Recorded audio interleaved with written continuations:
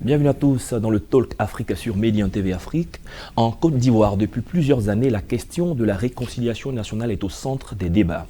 Les différentes crises qu'a connues le pays auront eu un impact indiscutable sur les Ivoiriens et le développement du pays. À quel niveau en est-on avec le processus de réconciliation piloté par l'actuel président de la République? Quelles avancées de ce processus depuis l'arrivée de l'ancien chef d'État Laurent Gbagbo? On en saura davantage dans cette émission et justement pour en parler, deux invités de qualité. Dr Flamboquet César est politologue, directeur du CERPA, qui est le Centre de recherche politique d'Abidjan. Bienvenue, docteur. Merci, monsieur. Avec vous en plateau, monsieur René Legré-Okou, il est chef de cabinet de la présidente du CNDH, le Conseil national des droits de l'homme. Bienvenue, monsieur René Legré. Merci, je vous en prie. Comme nous l'avons signifié à l'entame de cette émission, nous parlerons de réconciliation nationale. Depuis plusieurs années en Côte d'Ivoire, on en parle. Et à l'heure actuelle, c'est au centre des débats. La première question, c'est d'abord de revenir sur l'impact des récentes crises qu'a connues la Côte d'Ivoire. Docteur Flan. Lorsque vous parlez des récentes crises, je pense que vous faites allusion aux crises qui se sont déroulées pendant la période des élections, depuis la présidentielle 2020. Eh bien, l'impact ou les impacts sociaux sont énormes. On a pu assister par endroits des affrontements entre communautaires, disons entre militants ou sympathisants des partis politiques par communauté interposée. Il y a eu des affrontements à Dabou, à Bonois, à Divo, à Abidjan, etc. Donc, l'impact le plus visible, c'est que ces dernières crises ont fragilisé davantage la cohésion sociale et ont mis à mal la paix sociale. D'accord. Au niveau du Conseil national des droits de l'homme, par rapport justement à ces récentes crises, la crise post-électorale, celle de 2010-2011, quels sont les dossiers, les grands dossiers qui sont sur votre table et que vous n'avez de cesse de gérer? Les dossiers sont des dossiers, je dirais, d'ordre judiciaire. Voilà. Il y a eu 3000 morts. Il y a eu la justice qui s'est mise en branle et qui a donc identifié un certain nombre de personnes soupçonnées d'être à l'origine ou bien qui étaient acteurs de violences et de violations graves des droits de l'homme.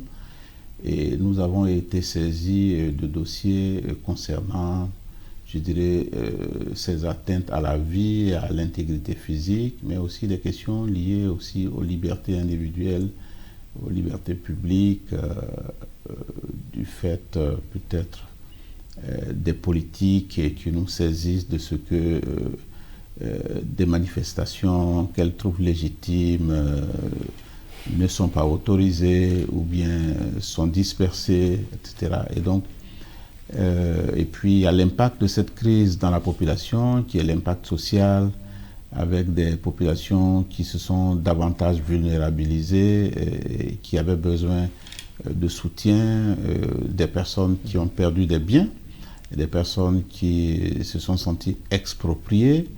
Et tous ces dossiers se sont retrouvés sur nos tables et nous sommes, je dirais, un acteur majeur d'une façon ou d'une autre de cette crise, dans le sens où nous contribuons à réguler les rapports sociaux à travers nos interventions. D'accord. Parlons justement d'acteurs majeurs dans cette crise. La question, c'est de savoir quel est le positionnement du CNDH par rapport au ministère de la Justice. Parlons de collaboration, par rapport à l'État et aux personnes qui viennent vous saisir stratégiquement. Oui, le CNDH, c'est une autorité administrative indépendante. Elle est autonome pour ce qui est de sa gestion financière, aussi de sa vision, de ses stratégies d'action, de son plan d'action, du déroulement de son plan d'action. Donc c'est une institution qui est autonome. C'est une institution étatique. C'est une institution étatique et donc qui est financée, je dirais, sur le budget de l'État. Et donc, je dirais naturellement, c'est une institution qui a un ancrage au sein du gouvernement, et cet ancrage, c'est le ministère de la Justice et des Droits de l'Homme. C'est donc, je dirais, une sorte de tutelle technique de ce ministère parce que nous travaillons sur des thématiques qui sont communes.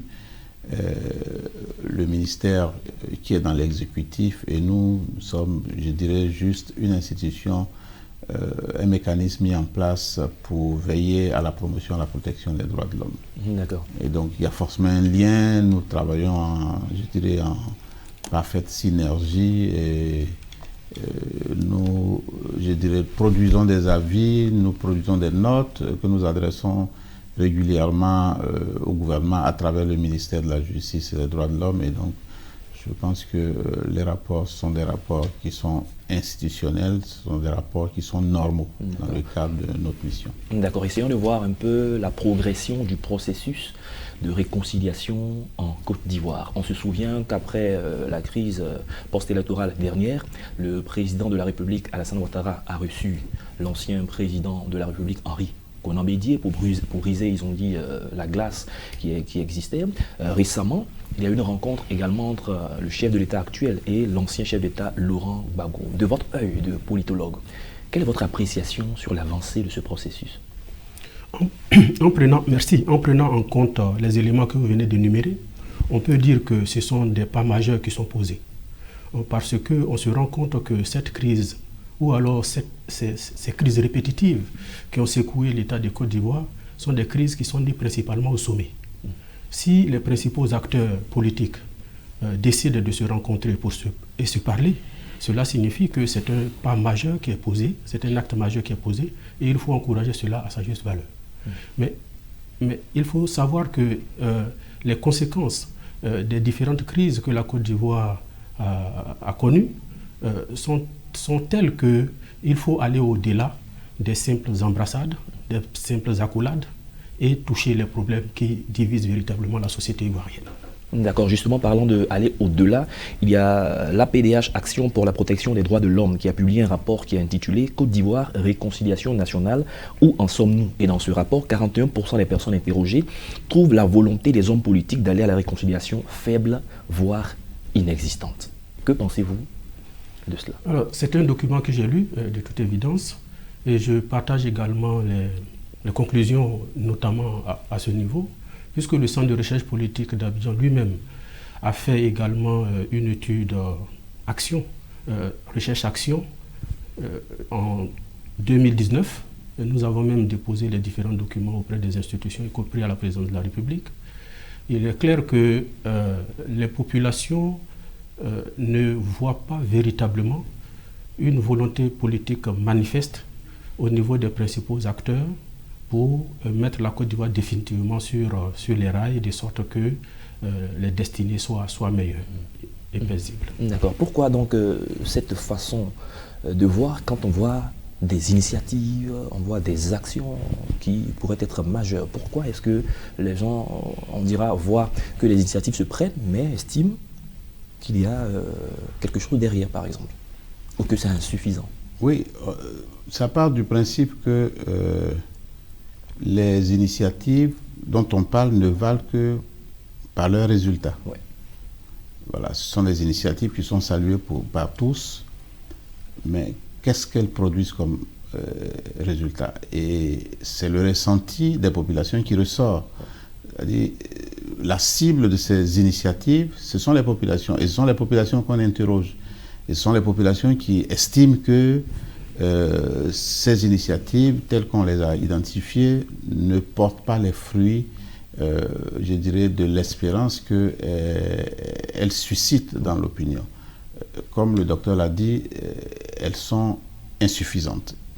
C'est la symbolique de la réconciliation, c'est bon, mais ce n'est qu'un axe mineur dans le processus de réconciliation. La réconciliation, elle se construit. Elle se construit de façon méthodique et elle suggère qu'on puisse avoir l'adhésion de tous et qu'elle soit vraiment inclusive. C'est-à-dire, au-delà des acteurs politiques, il y a les populations, il y a les communautés, mais il y a surtout les victimes. Et donc, je dirais que toutes ces initiatives devraient aider à aboutir, je dirais, à la satisfaction de toutes ces composantes-là.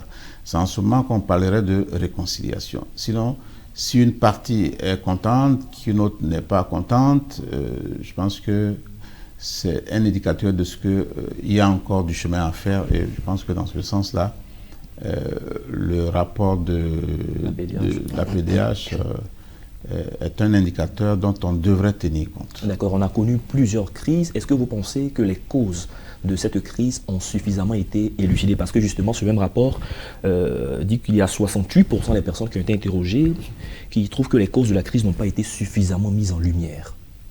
Ça, c'est leur point de vue. Mais oui, je pense... Bon, moi, je ne peux pas discuter, je dirais, du contenu de l'étude. Dans tous les cas, c'est ce qui est ressorti de l'étude.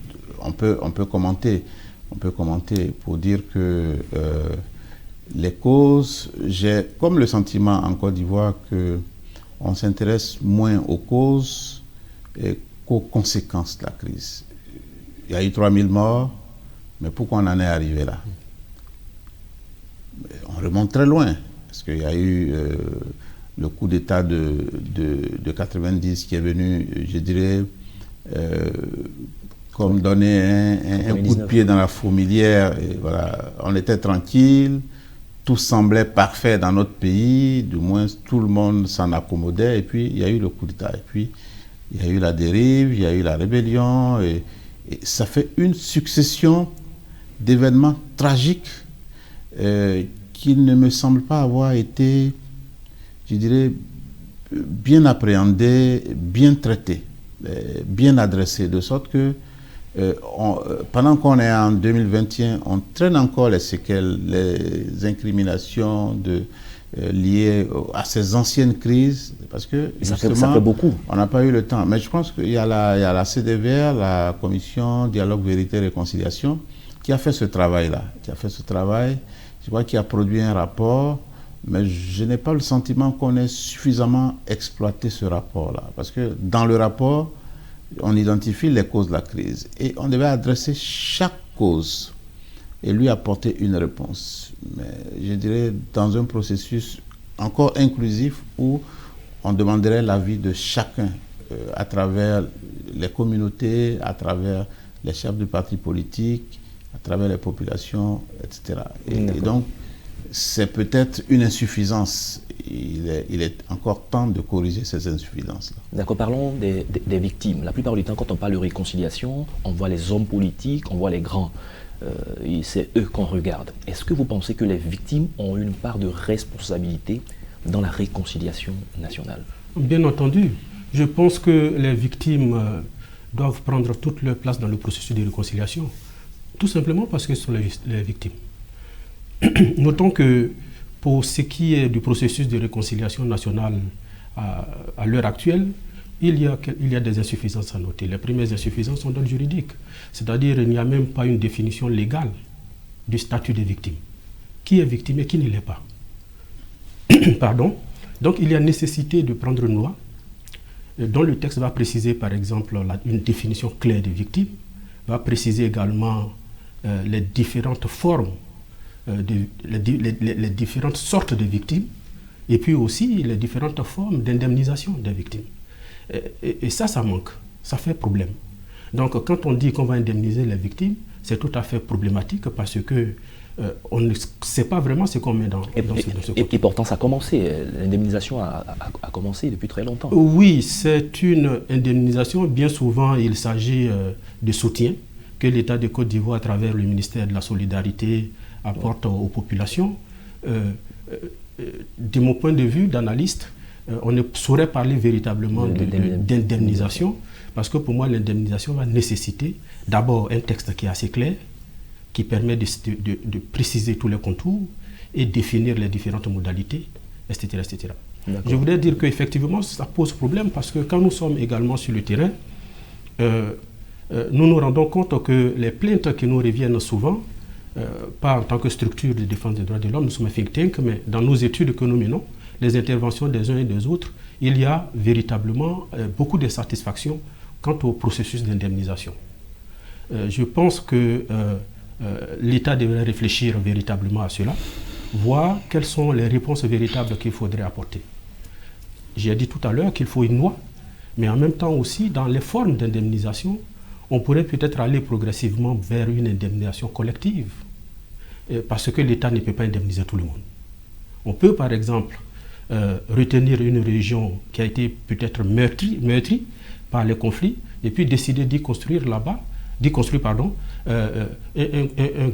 grand hôpital avec toutes les commodités et dire que c'est à travers cela l'État demande pardon. Donc il y a ce qu'on appelle l'indemnisation communautaire, l'indemnisation commune, qui sont en fait des symboles que l'État devrait entrevoir, à mon avis.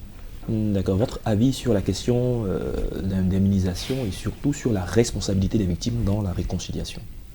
Oui, c'est les victimes qui ont payé le plus lourd tribut à la crise. Et donc, celles qui ont des choses à faire valoir, il faut être à leur écoute. Bon, le sentiment qu'on a, c'est que les victimes ne sont pas suffisamment organisées. Et il y a des associations de victimes qui sont, je dirais, instrumentalisées politiquement, ou bien qui se prêtent au jeu de l'instrumentalisation politique. Une victime, dans un contexte comme celui-ci, ne devrait pas,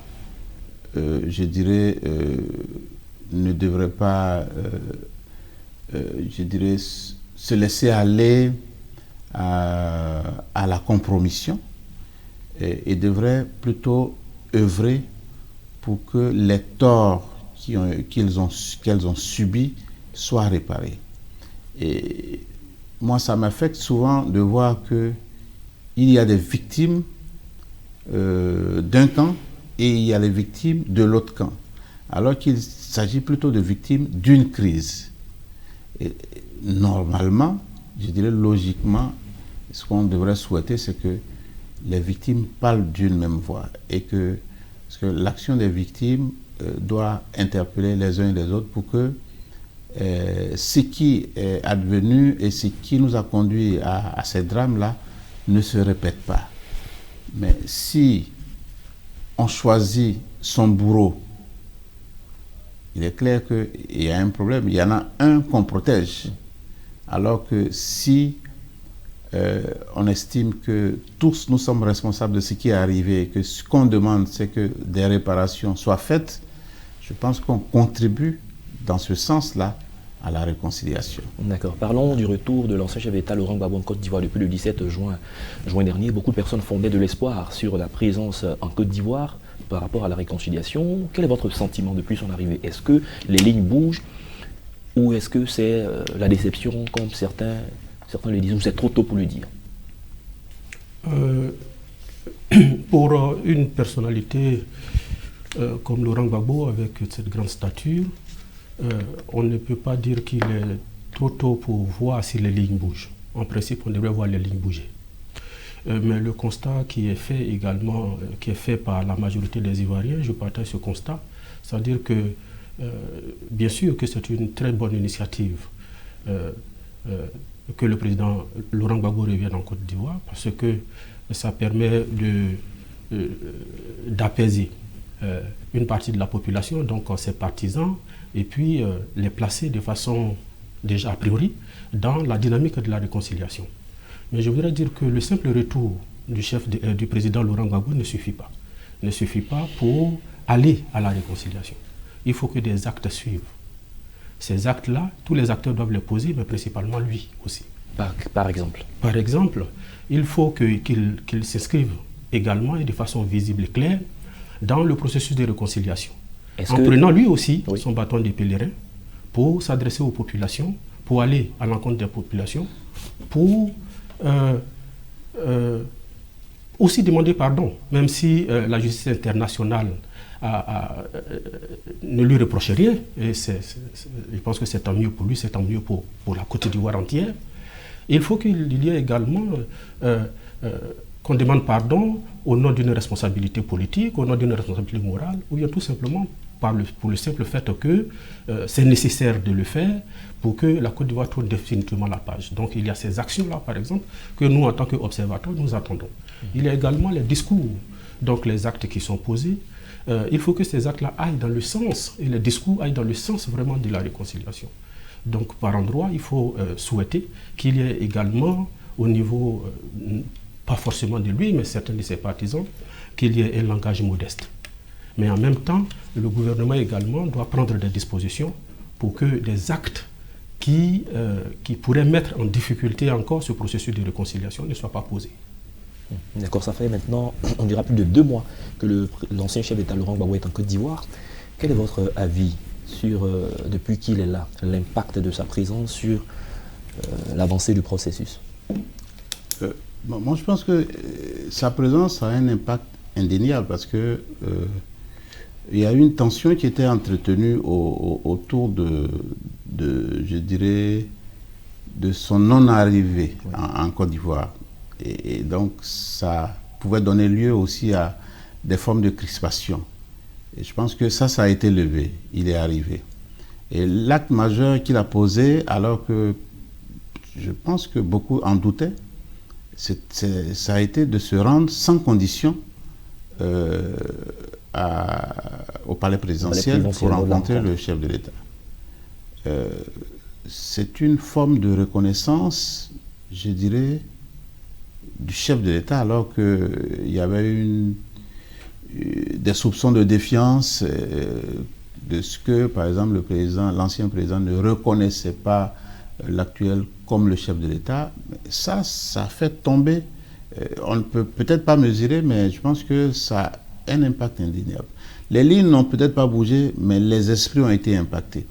Et je pense que et puis ensuite, il y a le discours qu'il tient et le discours que ses partisans tiennent, même ceux qu'on considérait comme les plus hargneux, les plus, je dirais, voilà, les plus extrémistes.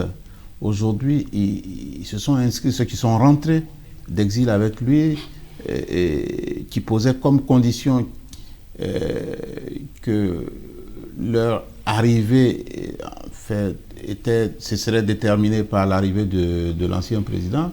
Ils sont là et tous leurs discours vont dans le sens de la paix. Je pense que déjà, c'est le discours. Ensuite, lui, le président Laurent Gbagbo, il arrive et il trouve, je dirais, l'instrument sur lequel il se fondait pour mener son combat politique, il le retrouve déchiré.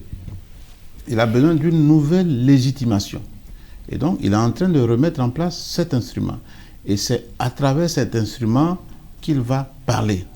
Parce qu'un chef qui arrive et qui se retrouve avec un parti divisé et un parti dans lequel il est contesté, sa voix n'est pas sûre de porter. Et donc, il a compris, il se dit, il me faut une équipe unie, une équipe soudée autour, je dirais, d'un projet.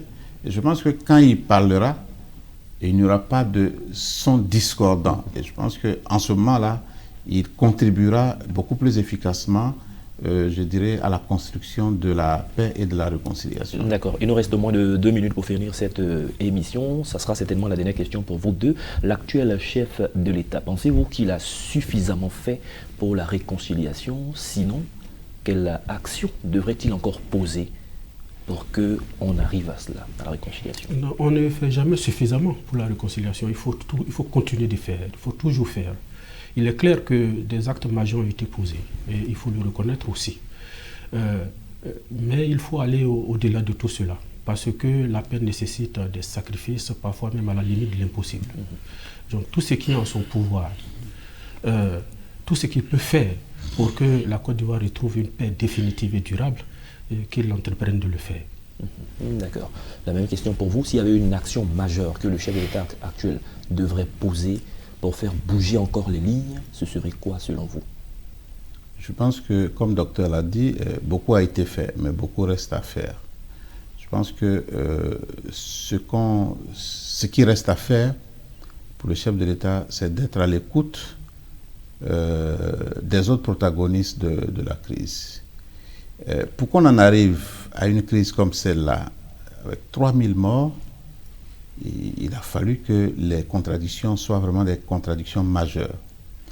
Il faut prendre point par point tout ce qui nous divise, échanger autour de ces points et puis s'accorder. Quand on parle de créer les conditions de non-répétition de la crise, c'est de cela qu'il s'agit.